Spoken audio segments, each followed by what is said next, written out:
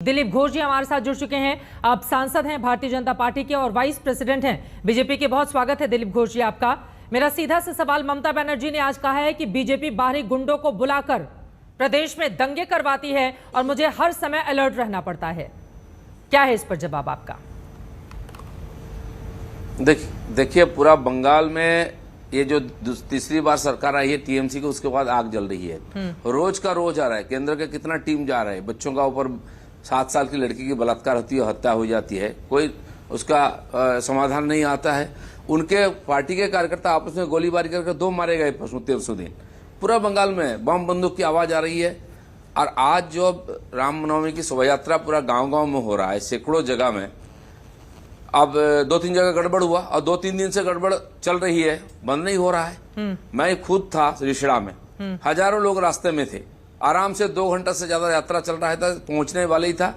बीच में मस्जिद था और उनसे पथराव शुरू हुआ। हम भी फंस गए थे बीच में। कहीं आग जल रहा है, बम गिर रहा है, ईंटा पत्थर। मेरे पास मेरे साथ चलने वाले एमएलए का सर फूट गया, कितने लोगों का सर फूटा। और वो तो हो गया। कल रात को फिर पथराव हुआ। अब ट्रेन बंद है, गवर्नर को उतरना पड़ा। लेकिन ममता बनर्जी स्टेटमेंट दे रही खाली, कहीं बाहरी देख रहे हैं, कहीं भाजपा ही देख रहे हैं। लेकिन समाधान कौन करेगा? आप आरोप लगाएंगे, सरकार आपकी है, और दूसरे पर मरेंगे और चलता रहेगा। ऐसा कब तक चलेगा? पहले राम के नाम पर और अब तो ममता बनर्जी की ओर से सीधा कहा गया है कि हनुमान जयंती के मौके पर भी दंगा हो सकता है, और सीधे सीधे बीजेपी को ही इसके लिए वो जिम्मेदार बताती हुई नजर आ रही हैं। नहीं, रामनवमी में दंगा हो सकता है, और कौन दंगा करता है कौन नहीं करता है ये सारा उन्होंने पहले बता दिया। फिर हनुमान जयंती की भी वही बोल रहे दंगा हो। अरे होता है तो आप क्या किस लिए हैं? रोकते क्यों नहीं है?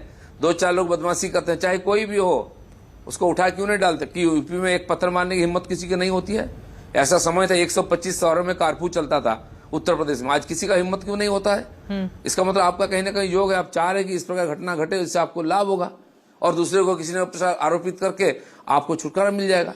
ऐसा नहीं हो सकता है। लोगों ने आपको वोट देके इसलिए सरकार बनाने का मौका दिया कि आप लोगों का कानून व्यवस्था ठीक करेंगे, लोगों का शांति से रहने का, लोगों का जान माल का सुरक्षा देंगे।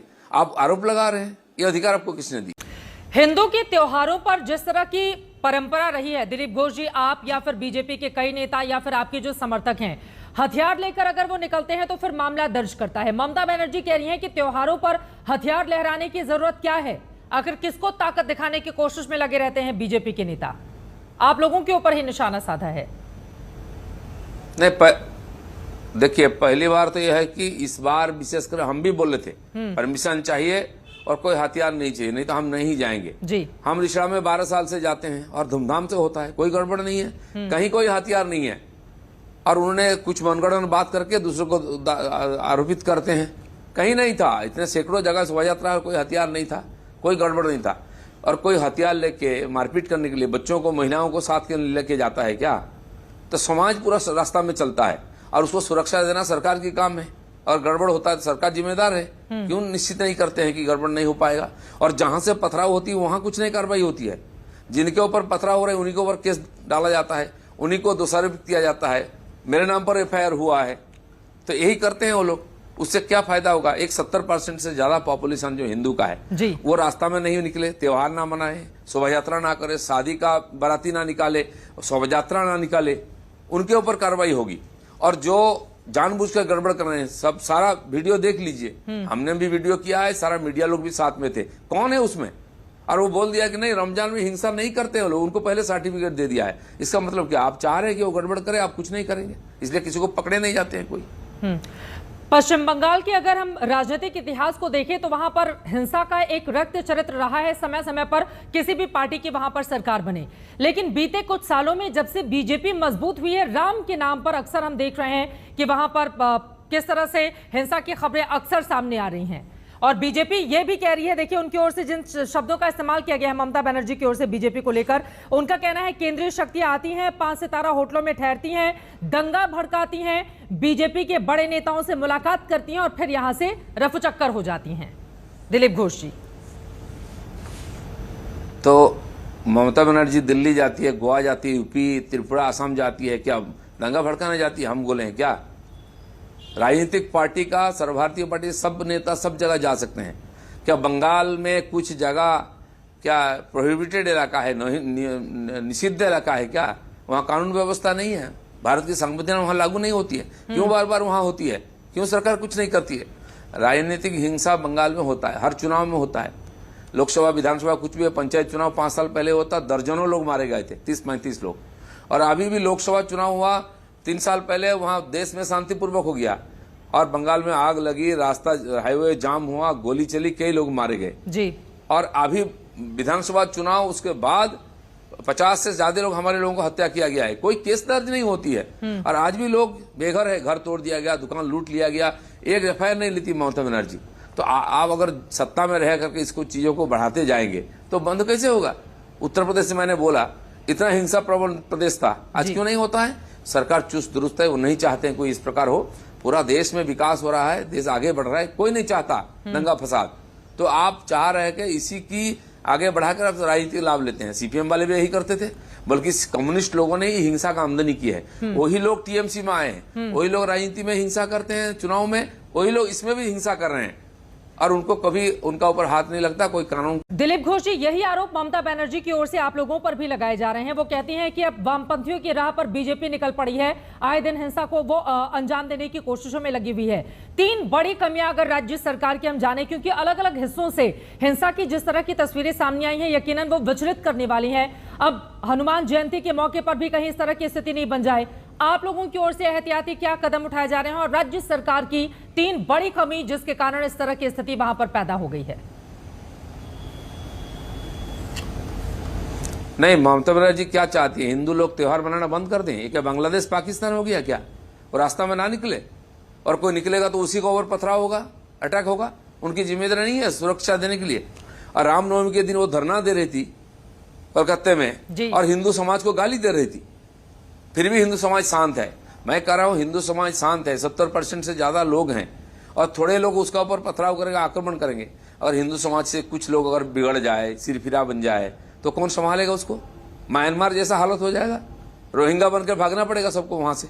ममता बनर्जी वही चाहती है, उसमें से उनका शायद राजनीतिक लाभ मिल सकती है, लेकिन समाज का, देश का कोई नहीं हित होगा। और ऐसे जो पार्टी है जो खुद भ्रष्टाचार में और ऊपर तक डूबा हुआ है, उनके मंत्री, नेता, एमपी, एमएलए जेल में जा रहे हैं, हर घटना में सीबीआई इंक्वायरी हो रही है। कलकत्ता में आई है, जगह जगह धरना चल रहा है, डीए के लिए सरकारी कर्मचारी धरना दे रहे हैं। जो एसएससी पास आउट है, 2 साल से वो धरने में बैठे, उनका नौकरी बिक गई कहीं पर। तो इससे बचने के लिए ममता बनर्जी ये सब नाटक कर रही है, लोगों को भ्रमित करने के लिए, मीडिया का दिशा बदलने के लिए, थोड़ी देर राहत के लिए ये सब जानबूझ के करा रही है। नहीं तो पहले से कैसे घोषणा कर देती है होगी कौन अच्छा है कौन बुरा है, लोगों को क्लीन चिट कैसे दे देती है। इसलिए ममता बनर्जी जो बचना चाह रही है ये सब घटना करके, ये 2 दिन के बाद ठंड हो जाएगा, लेकिन उनको जवाब देना पड़ेगा लोगों के सामने। वो कह रही है हनुमान जी को लेकर बहुत सम्मान है, लेकिन बीजेपी वाले कुछ भी करा सकते हैं, और इसी मंशा के साथ बीजेपी वाले घूमते रहते हैं बंगाल में। सुनिए, अगर नहीं उनके मन में सामान्य सम्मान होता भगवान राम के बारे में, हनुमान के बारे में, एक दिन तो छुट्टी दे देते रामनवमी में। ईद में 2 दिन छुट्टी मनाती है, ईद बार राष्ट्रीय पर्व हो गया बंगाल का, और रामनवमी का बहिष्कार होता है, छुट्टी तो नहीं। उस दिन जाकर वो धरना दे रही थी और गाली दे रही थी हिंदू समाज को। ये कौन सा सम्मान है? व्यवहार से पता चलता है ना। सीए पारित होता है तो कहीं गड़बड़ होता तो 1 दिन में बंद हो जाता, 3 दिन 4 दिन बंगाल में चला। 250 करोड़ का रेल का प्रॉपर्टी बर्बाद हुआ, रेलगाड़ी जला दिया गया, रेल का स्टेशन फूंक दिया गया, वहां तक लाइन भी उखाड़ दिया गया। नूपुर शर्मा वाली घटना हुई, देश में टेंशन हुई, लेकिन 1 दिन में ठंडा हो गया। बंगाल में 3 दिन तक चला, उसमें बीजेपी का ऑफिस सारा जला दिया गया, मंदिर तोड़ा गया। उसके साथ क्या मतलब है? और ममता बनर्जी की पुलिस सारे हम देखते रही, ना एक एफआईआर, ना लाठी चला, ना एक अरेस्ट हुआ, हजारों लोग रास्ते में उतरे थे। ठीक और है। परसों भी आप देखें हावड़ा में जी। 1 दिन गड़बड़ हुआ, दूसरे दिन हजारों लोग रास्ते में उतर के तोड़फोड़ की, किसी को अरेस्ट नहीं किया। गाली किसको दे रहे हैं? बीजेपी वालों को। बीजेपी कहाँ था वहां? इसलिए ममता बनर्जी को मनसूबा वो साफ है, लोगों के सामने साफ है। प्रत्यारोप हैं उस पर सवाल हो गए, लेकिन दिलीप घोष जी, चूंकि आप पश्चिम बंगाल बीजेपी के बड़े नेता हैं, इस वजह से सीधा सा सवाल, सागर दीघी उपचुनाव में बीजेपी को भी, टीएमसी को भी, सभी को हार का सामना करना पड़ा है। लेफ्ट कांग्रेस दल वहां पर आगे निकल गए। क्या एक तरह की बेचैनी भी है? बीजेपी पर आरोप लग रहे हैं ध्रुवीकरण के, क्योंकि बार बार हिंदुओं की आप बात करते हैं, उधर आरोप लग रहे हैं तुष्टीकरण के, और अब पंचायत के चुनाव भी होने वाले हैं। तो पंचायत के चुनाव में भी क्या हिंदू मुस्लिम करके अपने राजनीतिक वोट बैंक को मजबूत करने की यह कवायद है? देखिए, जहां चुनाव की आप बात कर रहे हैं वहां 70% मुस्लिम वोट है। बीजेपी को कुछ पाना नहीं, वहां हमें कोई उम्मीद भी नहीं है। हम चुनाव लड़ रहे थे, कभी सीपीएम कांग्रेस का सीट था, वो टीएमसी की तरफ गया था, मुस्लिम वोट गया था। इसलिए जिनकी मुस्लिम वोट की जरूरत है वो इस प्रकार नाटक करते हैं, मुसलमान को रिझाते हैं, और बेचारे गरीब अनपढ़ मुसलमान इनके बहकाव में आकर के इस प्रकार काम करते हैं।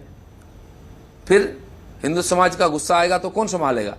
इसलिए ये फालतू राजनीति जो करते हैं, घटिया राजनीति, बीजेपी इस प्रकार राजनीति नहीं करता, विकास की राजनीति करता है। पूरा देश में सबका साथ सबका विकास का राजनीति करता है, तभी लोग बीजेपी को विश्वास करते हैं। हर चुनाव में बीजेपी तो जीत रही है, सब जगह है, इनकी इलाका सिकुड़ रही है, अस्तित्व का संकट में जूझ रही है सारे विरोधी दल।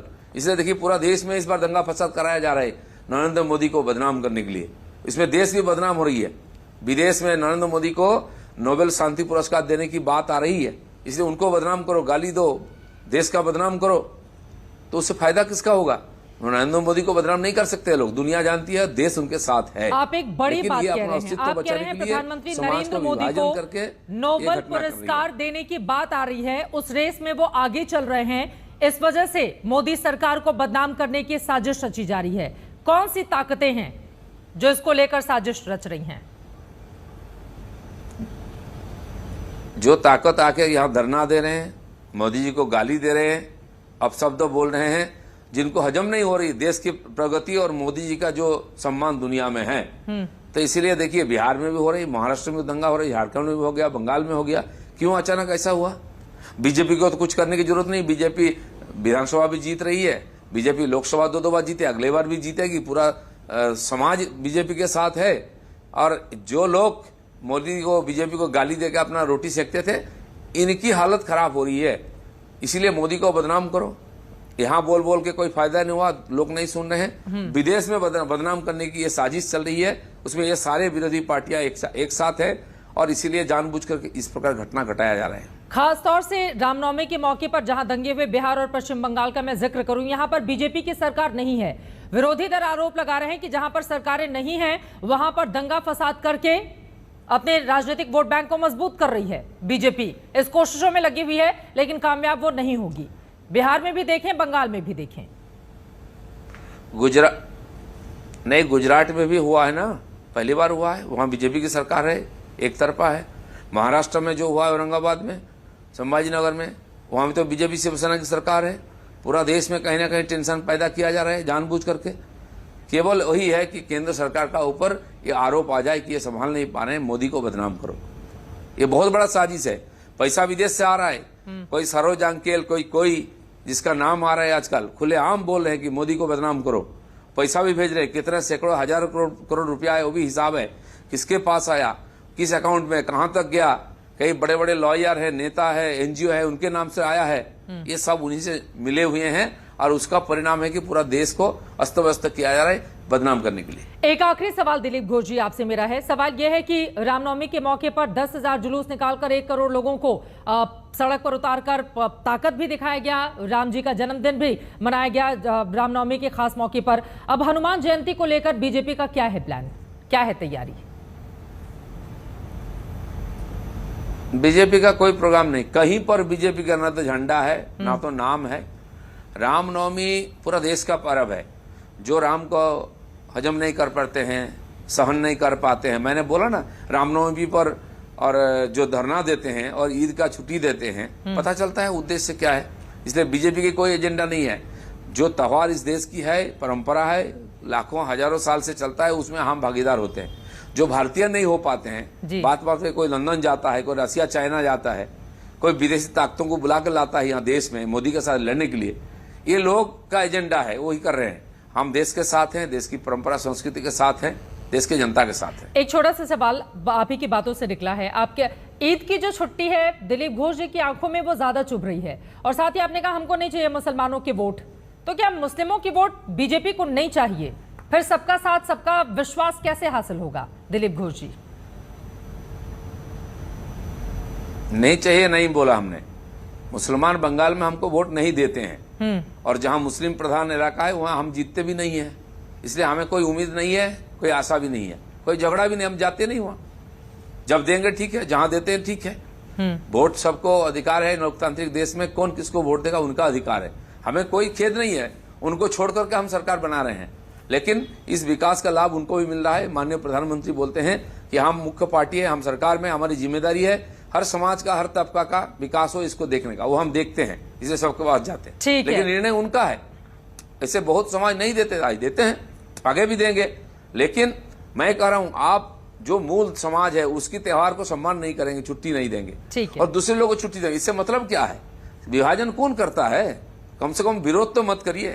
रामनवमी के दिन और बैठ कर धरना देंगे, जानबूझ करके अड़चन पैदा करेंगे, और दूसरों को प्रोत्साहन देंगे, उनको क्लीन चिट देंगे कि ये झगड़ा नहीं करते हैं। ये मानसिकता प्रकाश होती है ना। इसलिए जो बोल रहे हैं उनको सोच के बोलना चाहिए कि क्या बोल रहे हैं और क्या कर रहे हैं। ठीक है, बहुत शुक्रिया दिलीप घोष जी।